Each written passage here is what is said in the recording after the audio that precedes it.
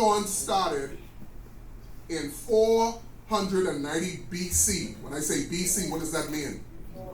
So before Jesus came, and we just celebrated Christmas, before he came, 490 BC, the Greeks had a victory over the Persians in war. And the legend says that a soldier by the name of Pheidippides, okay, you see it, you wouldn't laugh at me, all right? So a soldier, let's leave it at that. So a soldier ran 25 miles he ran 25 miles from the battlefield in Marathon, Greece, to Athens to deliver the news that the Greeks beat the Persians. So he ran for 25 miles. When he arrived, he stood there in Athens and said, "Rejoice! We are victorious!" And then he dropped down dead.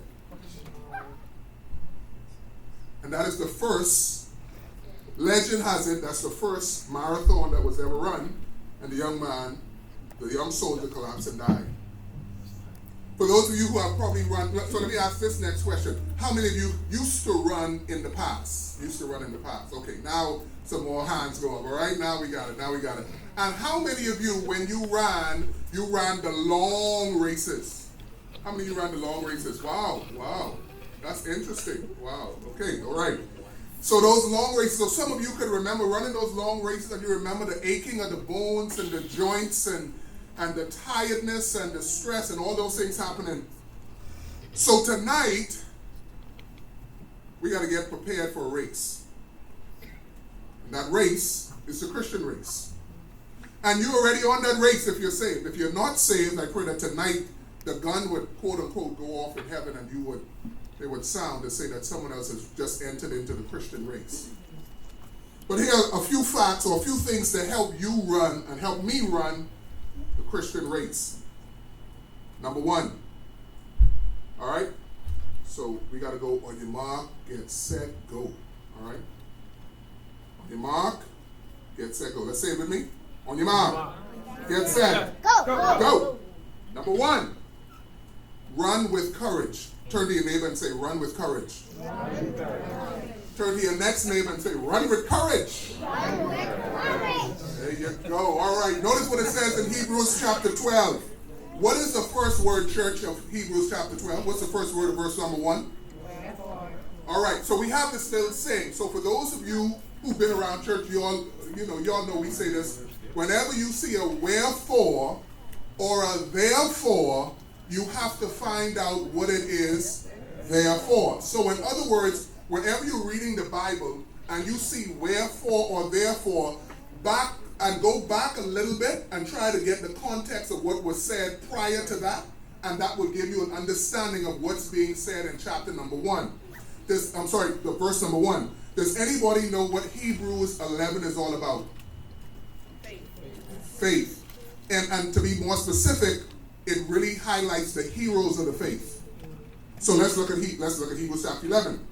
Okay, we're just going to read a couple just so you get an idea of what. So we got to understand Hebrews 11 to understand Hebrews 12, verse 1. You're with me?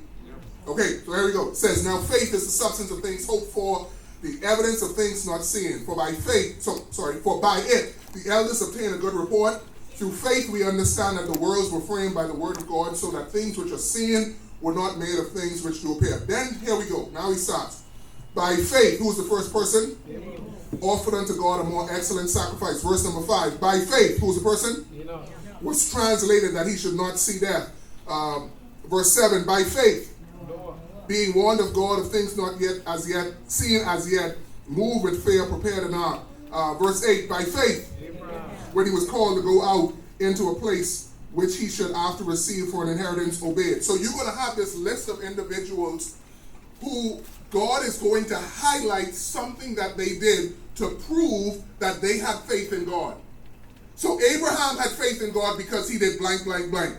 Noah had faith in God because he did blank, blank, blank. The next one had faith in God because he did blank, blank, blank. And so all of these men and women, they're talked about and they're saying, okay, they had faith. And he's highlighting them and saying, these are like the heroes of the faith. These are like the best of the best. these men and women did some tremendous things, and the reason they did tremendous things is because of their faith. You with me? Chapter 12, verse 1. Wherefore, because these men and women were highlighted and talking about the amount of faith they possess, wherefore, seeing we also are compassed about with so great a cloud of witnesses. My question is, who are the witnesses? Stay with me. Who's the witnesses? Chapter 11. Okay? Because remember now it says, wherefore. So chapter 11 is helping us to understand chapter 12. So there is this great cloud of witnesses. Remember what I said now. Run with what? Courage. I'm not a good teacher. All right. Run with courage. Tell your neighbor again. Say sorry. Say sorry, neighbor. Run with courage. All right. Run with courage. Run with courage. All right. There we go. So he says, wherefore seeing we also are compassed about with so great a cloud of witnesses. Now, when I was growing up, here's what I used to think. This is what I used to think when I was growing up. When I heard the term cloud of witnesses, I used to think that people were up in heaven and they were looking down on earth and watching us run the Christian race. That's what I thought. And depending on who you ask, some people believe that is what this verse is saying. But there's one little problem I have with that, if that is your thinking or if someone thinks that way, and that's this. The Bible says that in heaven there shall be no more sorrow. And I can tell you no lie, if Abraham is watching what's going on down here, that's sorrow. If he's seeing what's happening, if he sees when we mess up, if he sees when we fail, if he sees those different things, it's like, man, this is me personally, I don't think that it means that they're watching us like in a stadium, when you're in a stadium watching a football game or basketball game and everybody's watching.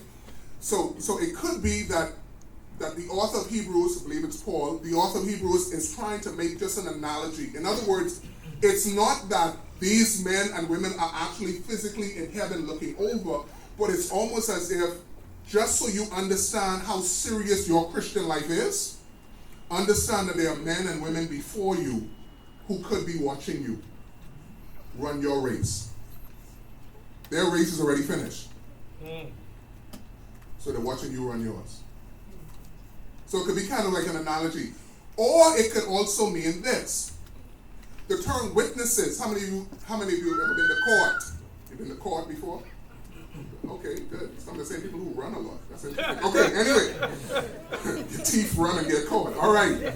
When you go to court, and let's say someone did something to someone, and you saw it happen, they would call you a what? You're a witness. You're a witness. So here's what that could mean. This verse could also mean that we in the present, us in the present, could look back to those men and women of Hebrews 11 and we could say, y'all witnessed God's faithfulness to you. Therefore, we can expect to see God's faithfulness with us. It could be that they're saying, you are witnesses of what God has done. So why do we run with courage? We run with courage because guess what? In Hebrews 11, it tells us this is what happens when people have faith in God. Some extraordinary things happen. Right. Question, do you desire to have some extraordinary things happen in your life? Do you desire to have things happen in your life where the only possible way to describe it is but God? If that is your desire, then I tell you, and myself, then we need to use the witnesses of Hebrews 11 to get an idea of some of the things that they did and some of the things that I can do to make it into that realm and into that victorious state.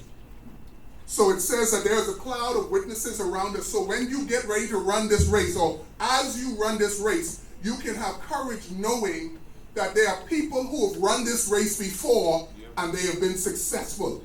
There are people who've done the same things that you aspire to do, and they were successful, and they saw God do some tremendous things in their life.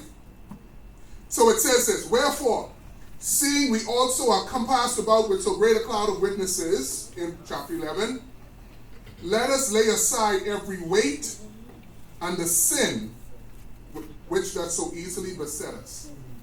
Okay, so now here's what we got. Now as we run with courage, we also have to run without hindrances. Run without hindrances. All right? Okay. Come on up here, Tion. Need your help with something. And Brother Rim.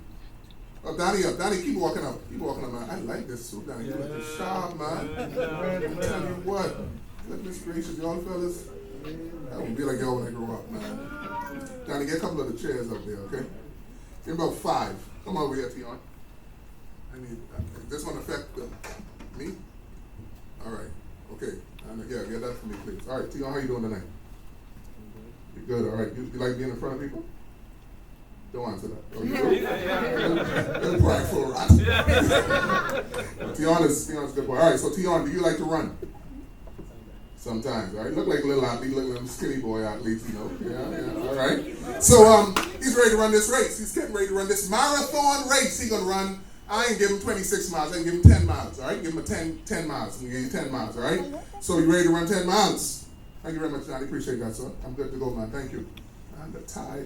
All right, so here we go. So he says, I'm ready to run this race. So I say, on your mark. Y'all help me out. Help me out. On your mark. Yeah, say, hold on. But before he goes, he says, you know what? To help him to run this race, I say, you know what? Lift up 5 of those chairs.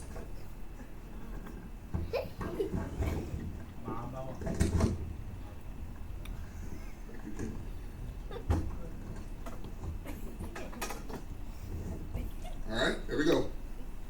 Lift them up. You can lift all 5. I don't want you to hurt your back, man. Lift up 4 then.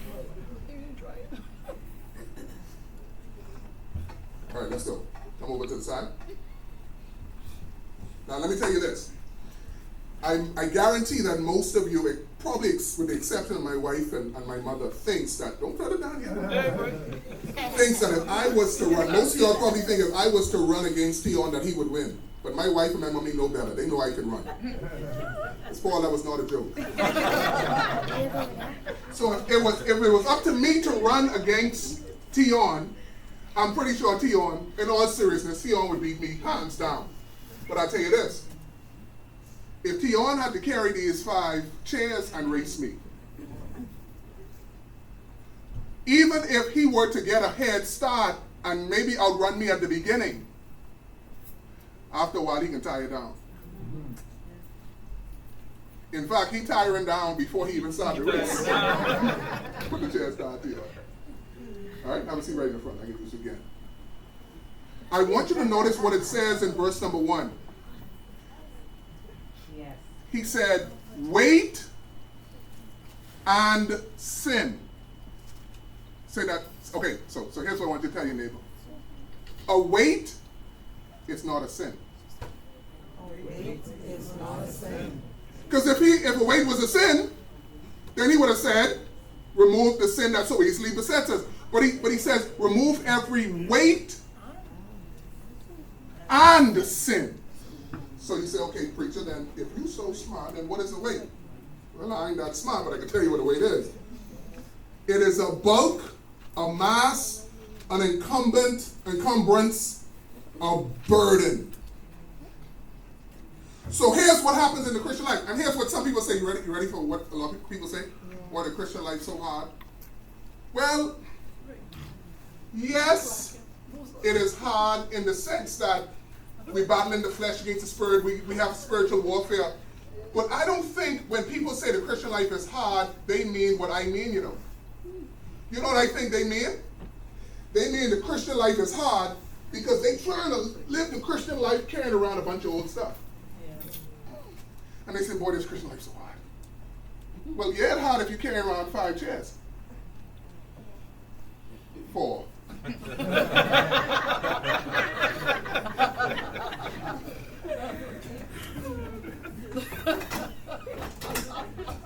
I only know this because my wife here. So some of you are living the Christian life, but guess what you're walking around with? You're walking around with the mistakes of your past. Boy, 10 years ago, boy, I made a serious mistake. This Christian life so hard, I know how I can make it. I guess from day to day. Now that's not necessarily a sin. You just bringing up stuff from your past that caused you to fail, and you are trying to run the Christian race with a hindrance, with a weight. Some people, it could be games. Anything wrong with games? Not necessarily anything wrong with games. But when the games take place of your time with God, when you are more interested in reaching the next level in the game than the next chapter in the Bible, then it's a weight. Basketball is not a weight, a sin, but if you spend more time playing ball than you do in prayer,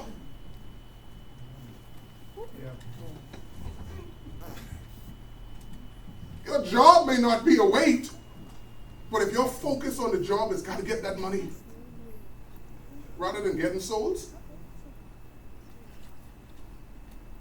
you might actually be in a relationship. Watch what I'm about to say. With another Christian. But they're not helping you. They're weighing you down. So wait. And then it says, the sin, anything we do, say, or think that displeases God, the sin that doth so easily beset us.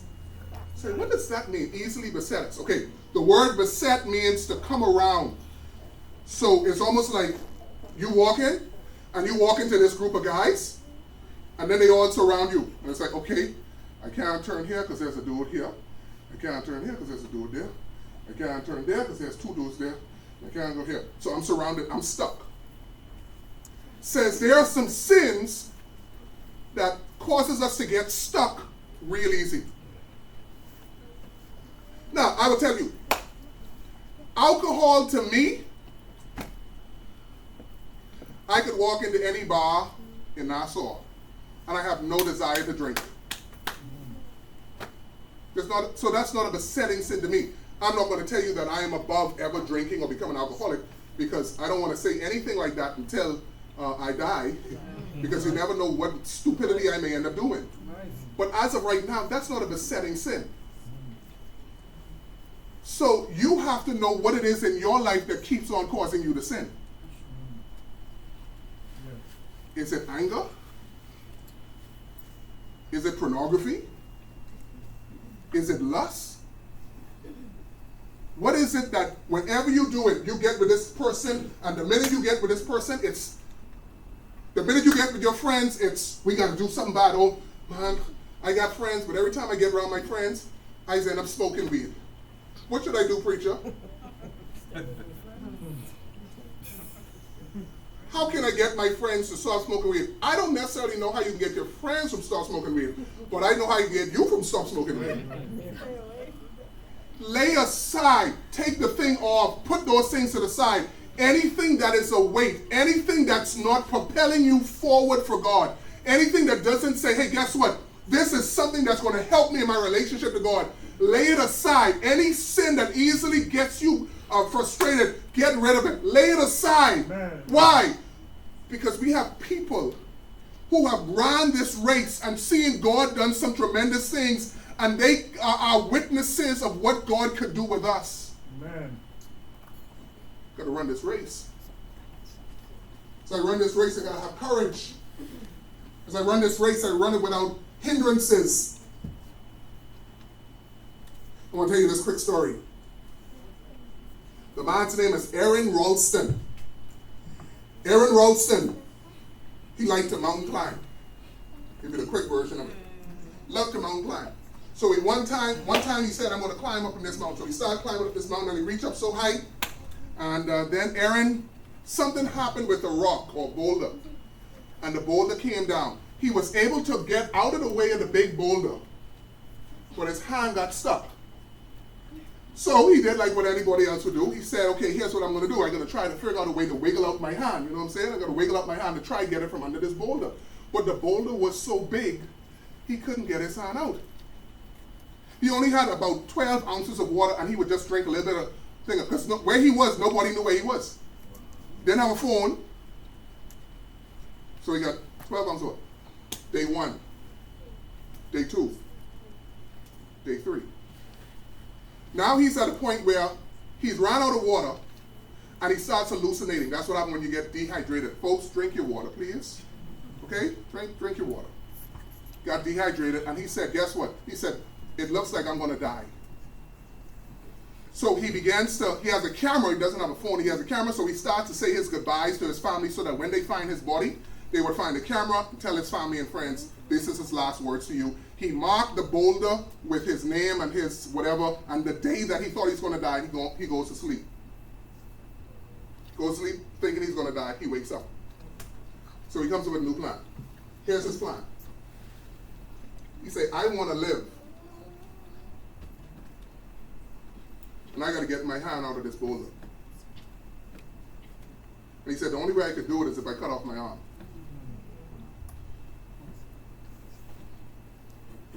So he gets a 12-inch dull knife and begins to cut his arm, the bone, the tendons, the muscle, the flesh, for an hour. He gets freed. His vehicle was another 8 hours away.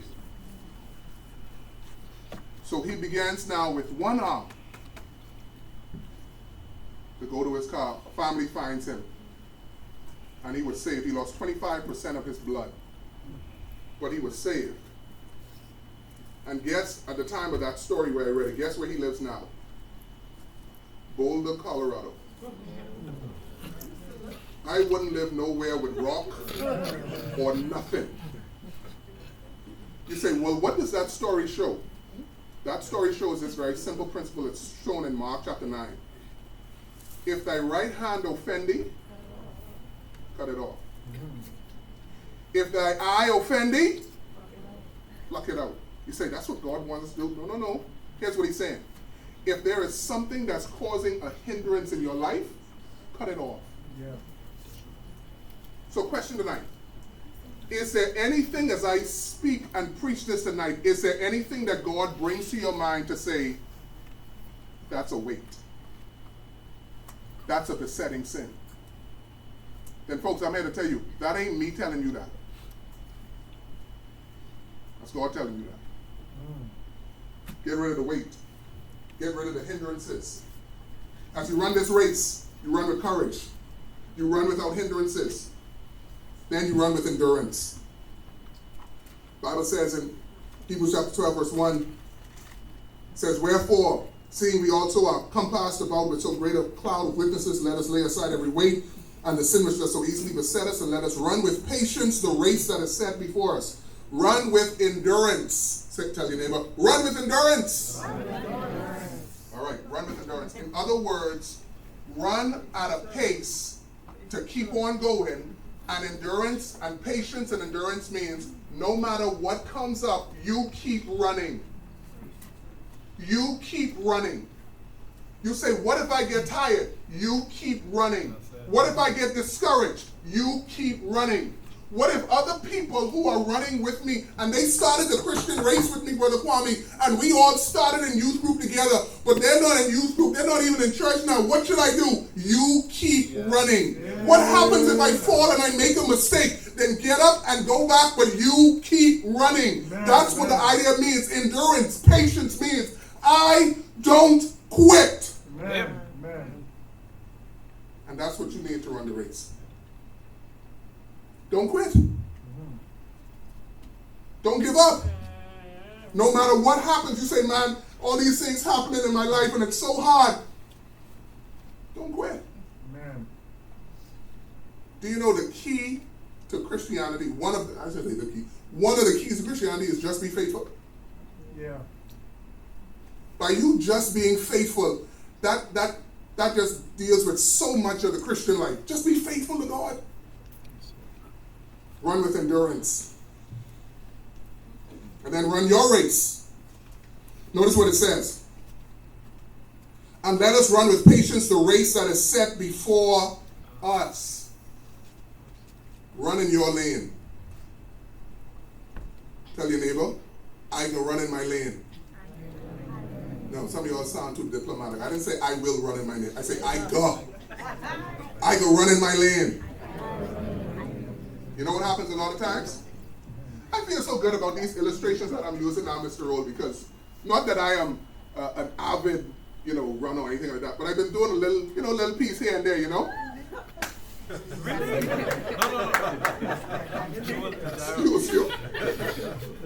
Come here, Tion. So here's what I do. So when I go, I walk a little bit, then I run a little bit, right? So here's what happens. Now, I go there to Goodman's Bay, and I see him running. I see some guys running laps and laps around that whole thing, right? I ain't there yet, okay? Just so you know. And I still pass you the lap. So Tion running, So he coming around jogging all brisk and, he ain't even sweating. I don't pace myself with him. Oh, that's right. You know why? That's his race. And I went there. So I let him run, and if he can run, just do a little jog. If he can jog, I can say, all right, see you, and I can just do my little thing. I can keep going. You know what the problem is with so many Christians? We looking at other people trying to run their race, and that ain't the race God set out for you. That ain't the race God set out for you. God has a specific race. Somebody said, boy, I wish I had two parents. But that ain't the race God give you. Boy, I wish my parents were saved. Boy, I wish this. Boy, I wish I was that. Boy, I wish I had this. Listen, God gave you a specific race. And your race has specific obstacles. Your race has specific victories. Your race has specific things in it that's different from my race. Yeah. So guess what? If I choose to run your race, I won't be running my race. Oh, I wish I had this. Oh, I wish I had that. Oh, I wish I did this. And I wish I did that. Oh, and look at them there. Oh, look at them there. And by the way, remember this. You could only see what people show you. You hear me? Some of these people, my wife and I laugh, some of these people, when they're taking these pictures on Facebook, or the family photo, I guarantee you this on some of the pictures. Right before the picture, where you want me to stand? I'm so sick of that. You know how hot this sun is? Why you can't just take pictures? You can take pictures with everybody else you can't do it. Man, listen. Y'all ready? Yes.